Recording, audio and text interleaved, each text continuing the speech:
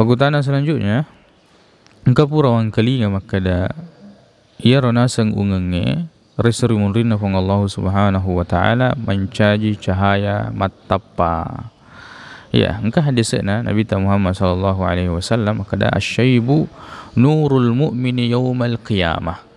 Jadi ada hadis yang disandarkan kepada Nabi, makada asyaibu nurul mu'min na ia ungenge mencaji cahaya matapa lorito matapa yaumal qiyamati reserimun rinna pang Allah subhanahu wa ta'ala.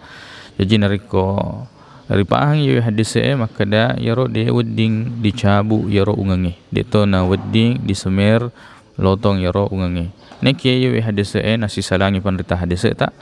makada saiga hadis ya rega termasuk hadis yang lemah nariko diolai tangan penderita ta makada yu hadis sahih berarti tidak boleh kita mencabut uban dan tidak boleh kita menyemer uban dengan warna hitam. Neki nariko dia oleh tangan pandita maka dia yewe hadis yang lemah berarti